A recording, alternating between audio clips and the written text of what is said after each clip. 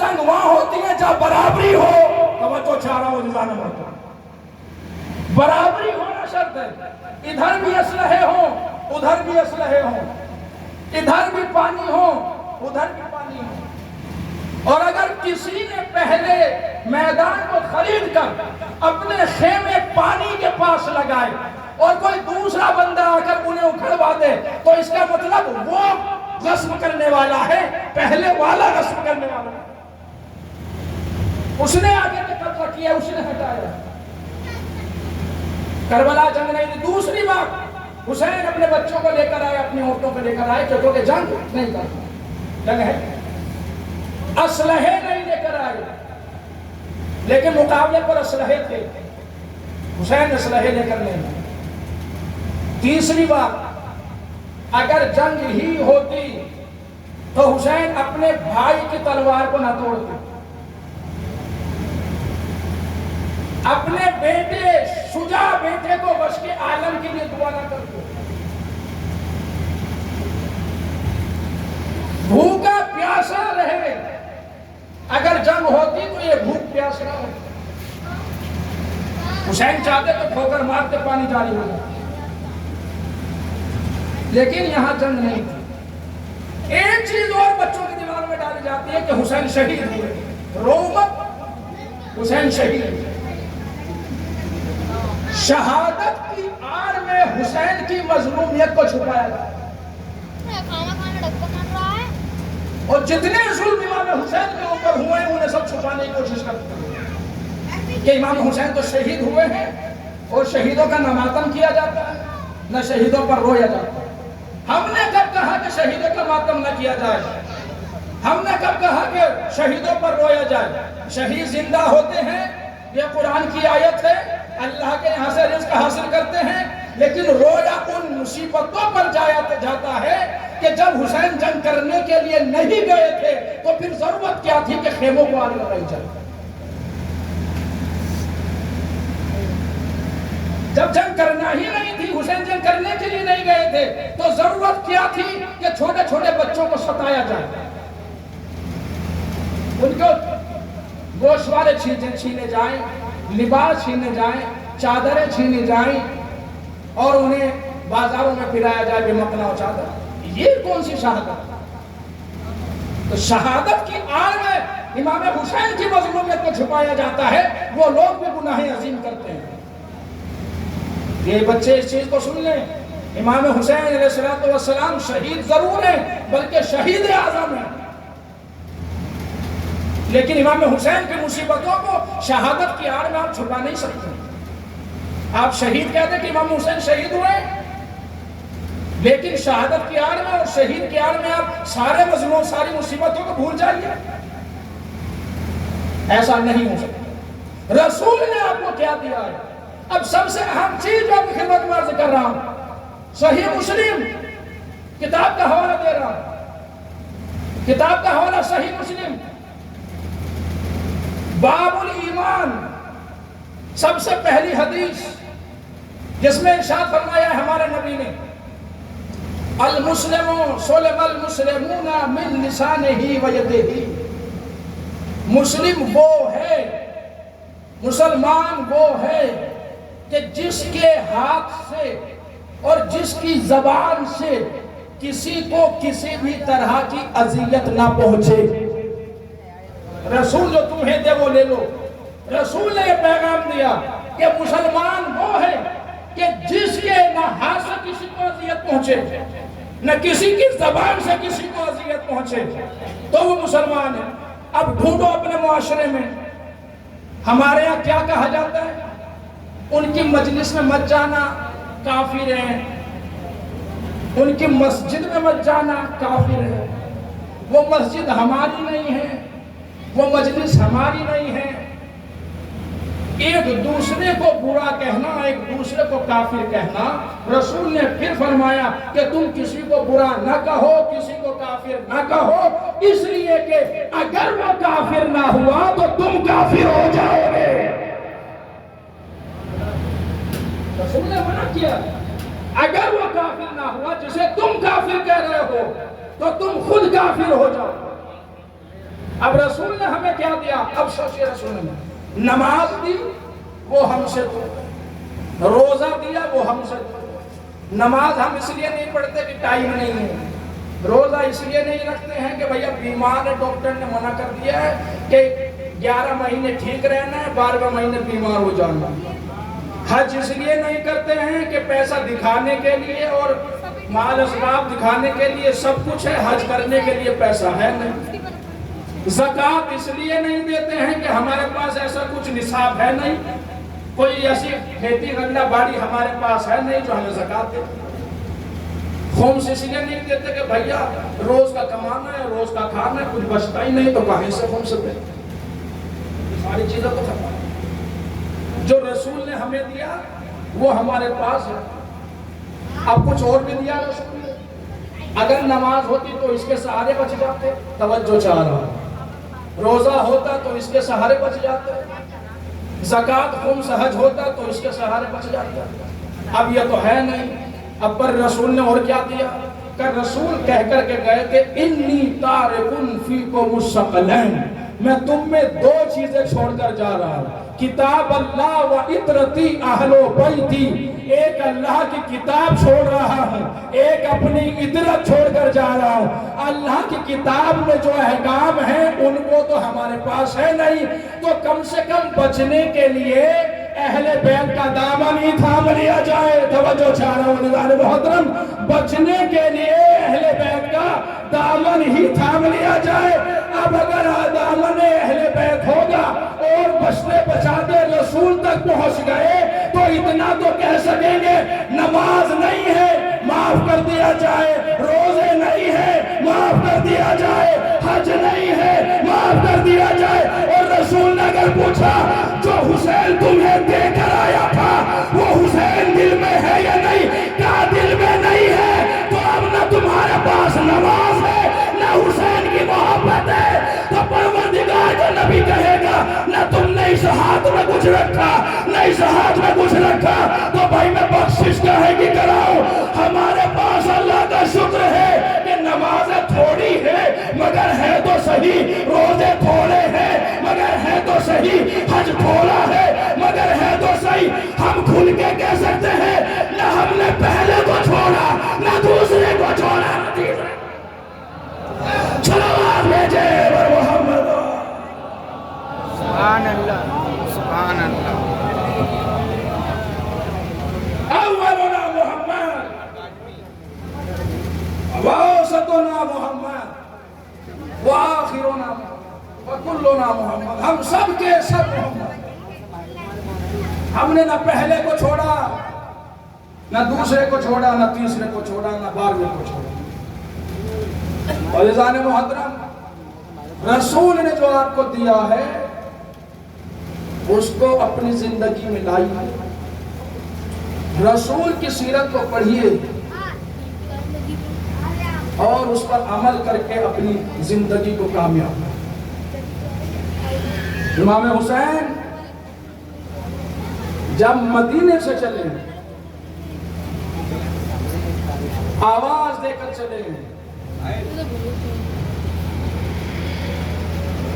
انی خرجت لطلب الاصلاح فی امت جدی رسول اللہ،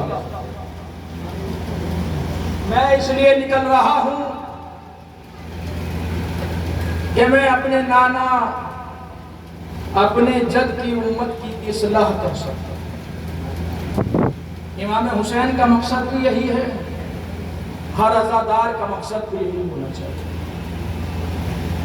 تو جو امام حسین ہمیں مشن دے کر گئے ہیں اس مشن میں کمی نہ واقع۔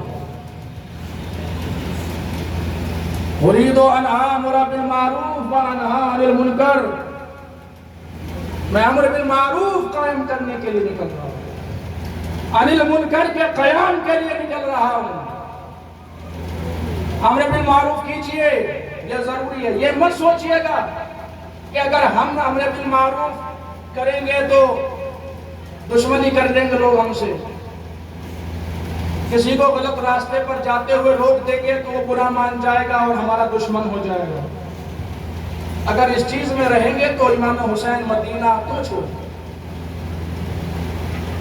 کیا نہیں کر رہا تھا یزید؟ امام حسین علیہ السلام سے جب امام حسین نے پوچھا کہ بھائی تم مجھے کیوں قتل کر رہے ہو، تو سامنے سے یہ آواز نہیں آئی کہ تم نے حلال کو حرام کر دیا یا حرام کو حلال کر دیا یا استغفر اللہ تم گناہ کرتے ہو. ایسا کوئی جواب نہیں آیا سامنے سے. جواب آیا تو یہ آیا بغضاً لأبیک، اس لیے تمہارے دشمن بنے ہیں کہ تمہارے باپ سے دشمنی میں، علی سے دشمنی میں. امام حسین کربلا کے میدان تک بھی اگر آئے ہیں تو سیرت رسول کو بچاتے ہوئے، اور کربلا میں بھی یہی کہا کیا میں نے حلال محمد کو حرام کیا؟ کیا میں نے حرام محمد کو حلال کیا؟ کہا نہیں. تو حسین تو جیت گئے تھے اسی وقت جب یہ سامنے سے آواز آئی کہ نہیں، تو حسین تو اسی وقت جیت گئے. وہی سیرت کو بچانی تھی امام کو، اور اسی سیرت کو بچانے کے لیے امام حسین کربلا میں اکیلے نہیں آئے. مجھے معلوم ہے آپ رونے کے لیے آمادہ ہیں. ماہ محرم گزر چکا، ماہ سفر بھی آہستہ آہستہ گزر رہا. حسین اس سال تو ہم کربلا نہ جا سکے، لیکن دعا کرتے ہیں. فرش عزا پر بیٹھ کر صرف 2 دعائیں کر رہا ہوں، پھر رب کے مسائل میں کر رہا ہوں. ایک تو یہ دعا ہے کہ جو لوگ اس سال اس مجلس میں شریک نہیں ہو سکے، پروردگارہ جو بیمار ہیں انہیں شفائے کلی نصیب فرمائے، اور جو سفر پر گئے ہیں بخیر و عافیت ان کو وہ اپنے وطن واپس آ جائیں. دوسری دعا یہ ہے کہ پروردگار اس سال ہم کربلا نہیں گئے، آئندہ سال چہلم تک کسی بھی طرح سے کوئی راستہ ایسا نکال کہ ہم امام حسین کے روزے کی زیارت ہو جائے. سب کا دل ہوتا ہے حسین کے روزے کو دیکھنے کے لیے. جو جاتا ہے وہ سوچتا ہے کہ بار بار جاؤں. آپ نے شاید وہ کلپ دیکھی ہوگی، میں نے کئی بار اس کلپ کو دیکھا. وہ لوگ جو نجف سے کربلا تک زائروں کی خدمت کرتے ہیں، ایک دفعہ نہیں دیکھا، میں کئی دفعہ دیکھا. چہلم کے بعد جب وہ اپنے آشیانوں کو ختم کرتے ہیں، ان کے جو چھوٹے چھوٹے مکان بنے ہوتے ہیں، ٹینٹ لگے ہوتے ہیں، جب زائرین کربلا سے اپنے گھر کی طرف آ جاتے ہیں چہلم کے بعد، اور وہ لوگ اپنے ٹینٹ کو اکھاڑنا شروع کرتے ہیں، تو اکھاڑنے سے پہلے سب سے پہلے کربلا کی طرف آواز دے کر کہتے ہیں السلام علیکم یا ابا عبداللہ، ویڈیو سینڈ کر دی میرے پاس ہے، اور پھر رونا شروع کر. دیکھیے گا نہیں دیکھا تو ایسا لگتا ہے کہ ان کے جسم سے جان نکل رہی ہے، اور آواز دیتے ہیں مولا ہم آپ کے زائروں کی جی بھر کے خدمت نہ کر سکے. روایت یہ کہتی ہے کہ وہاں کے جو لوگ ہیں اور ان لوگوں نے نقل کیا وہ یہ کہتے ہیں کہ چہلم کے بعد وہ کئی دن تک راستوں پر بیٹھے رہتے، 1 ہفتے کے آس پاس تک اس آس میں بیٹھے رہتے ہیں کہ شاید کوئی مولا کا غریب زائر رہ گیا ہو اور ہم اس کی خدمت کر سکتے ہیں. لیکن عزیزوں مجھے یاد آتا ہے کربلا کا وہ منظر جب یہ لوگ اپنے ہاتھوں سے لگائے ہوئے ٹینٹ کو اکھاڑتے ہیں تو دل بوسیدہ ہوتا ہے، تڑپ جاتا ہے، رونے لگتے ہیں، رہا نہیں جاتا، آنکھوں سے آنسو جاری ہو جاتے ہیں. اسی چیز کو دیکھ کر میرا دل کہتا ہے کہ جب عباس نے خیموں کو اکھاڑا ہوگا، عباس کے دل پر کیا گزری ہوگی. مولا نے اپنے ہاتھوں سے خیموں کو لگایا، اب اپنے ہاتھوں سے خیموں کو اکھاڑا. میرا دل بہت تڑپا کہ عباس تمہیں سلام ہے کہ اپنے ان ہاتھوں سے لگایا کہ معلوم ہے کہ حسین کے سے پہلے یہ ہاتھ شہید کر دیے جائے. بہت رونے کے لیے آپ کرتے ہیں. یقین مانیے یہ ایام چہلم چل رہے ہیں. 23 سفر کی شب چلی گئی, آج 24ویں شب لگ گئی ہے. کسی کا دل نہیں بھرتا کربلا میں, وہاں سے واپس آتے ہوئے دل نہیں کرتا کہ واپس آئے. لیکن مجھے قید خانے کا ایک منظر یاد آ رہا ہے, پھر میں مجلس تمام کر رہا ہوں. جب یزید کے کارکنوں میں انقلاب پیدا ہوا اور شام میں ایک انقلابی صورت پیدا ہو گئی کہ یہ جو قید خانے میں لوگ ہیں یہ لگتا ہے بہت شریف ہیں اور بہت ستائے ہوئے ہیں, اب ان کی مدد کرنی چاہیے. جب شام میں یزید نے دیکھا کہ اب تختہ پلٹنے والا ہے تو یزید نے سید سجاد کو بلایا. بلانے کے بعد کہا, سجاد ہم نے تمہیں آزاد کر دیا, ہم نے تمہیں آزاد کر دیا. اب آپ چاہو تو جہاں رہ لو, چاہو تو مدینے چلے جاؤ. جناب سید سجاد کہتے ہیں کہ میں نے آج تک اپنی پھوپھی سے بغیر پوچھے کوئی حکم صادر نہیں کیا. میں سب سے پہلے اپنی پھوپھی سے معلوم کروں گا پھر آگے بتاؤں. امام سجاد قید خانے میں پہنچے. قید خانے میں پہنچنے کے بعد ایک مرتبہ کہا, پھوپھی اماں یزید نے کہا ہے کہ ہم آزاد ہو گئے ہیں, ہم رہا ہو گئے ہیں. سید سجاد نے کہا اور کیا کہا؟ کہا یہ کہا ہے چاہے تو یہاں رہ لیں چاہے تو مدینے چلے جائیں. جناب زینب نے ایک جملہ کہا, سجاد یزید سے کہو ارے جب سے کربلا سے آئی ہوں میں حسین کا ماتم نہیں کر پائی. جب سے میں کربلا سے آئی ہوں میں حسین کو نہیں رو پائی ہوں. یزید سے جا کر کہو کہ کوئی کمرہ خالی کرا دے جس میں اپنے ماجائے کا ماتم کر سکوں. عزادارو یزید نے کمرہ خالی کرایا. شام کی عورتوں کو اطلاع دی گئی. اب جو بھی آتا تھا کہتا تھا, زینب لو اپنے کٹے بھائی کی لاش کا پرسہ, زینب لو اپنے علی اکبر کی پرسہ, زینب لو اپنے قاسم کے ٹکڑوں کا پرسہ. زینب کہتی تھی ارے مجھے محمد کا پرسہ نہ دینا, میرا بھائیا کربلا میں مارا گیا. جزاکم اللہ خیر جزا. ایک مجلس وفا ہوئی. اب سوچئے اس وقت کیا ہوا ہوگا جب شہزادی زینب خود مصائب بیان کر, ساری بیویاں مصائب سن کر. جناب زینب نے جناب سید سجاد سے کہا, سجاد جاؤ یزید سے جا کر کہو کہ ہمارا وہ سامان پہنچا دے جو اس نے کربلا میں لوٹا تھا. وہ سامان پہنچا دے جو کربلا میں لوٹا تھا. ایک مرتبہ سید سجاد پہنچے, اے یزید میری پھوپھی نے کہا وہ سامان دے دے جو کربلا میں لوٹا. عزادارو لوٹا ہوا سامان آنے لگا. کبھی چادر آئی, ایک ایک چادر آئی, ایک ایک بی بی کو دی جانے لگی. ام لیلہ کی چادر ام لیلہ کے پاس گئی, ام فروہ کی چادر ام فروہ کے پاس گئی, فضہ کی چادر فضہ کے پاس گئی. ایک چھوٹی سی چادر ارے کوئی لینے والا نہ تھا. زینب آگے بڑھی, چادر کو لیا, سکینہ کے قبر پر پہنچی. اے میری لاڈلی اٹھو, ارے ہمیں رہائی مل گئی, لو تمہاری چادر. سکینہ تمہاری چادر آ گئی. چادروں کے بعد سر آنے شروع ہوئے, ایک ایک سر آتا رہا. قاسم کا سر آیا, ام فروہ نے لیا. علی اکبر کا سر آیا, ام لیلہ آگے بڑھی. ایک ایک سر آیا, ایک ایک بی بی آگے بڑھتی چلی گئی.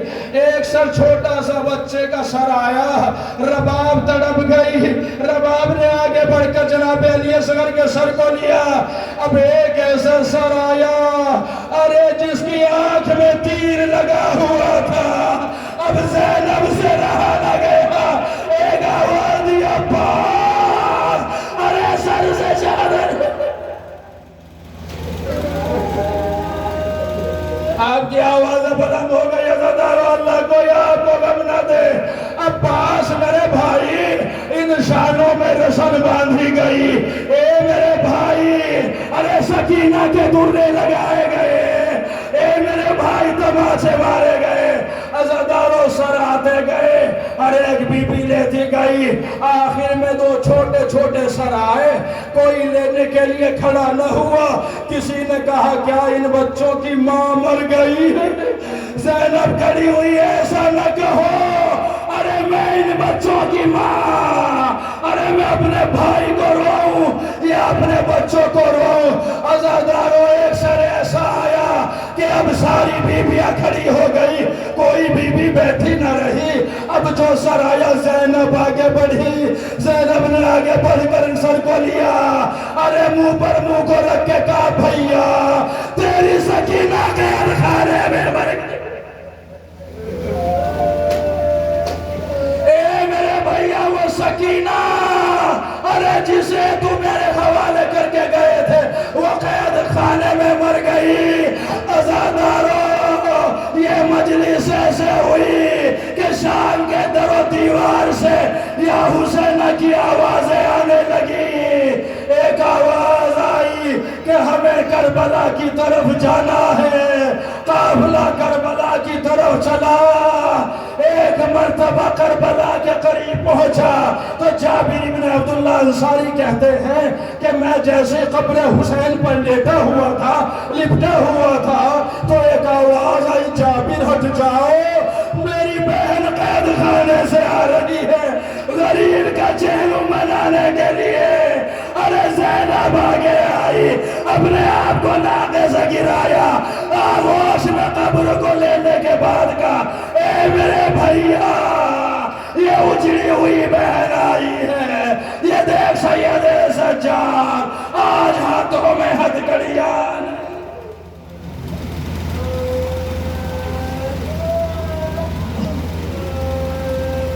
وَسَيَعْلَمُ الَّذِينَ أَيَّامٌ مَاتَ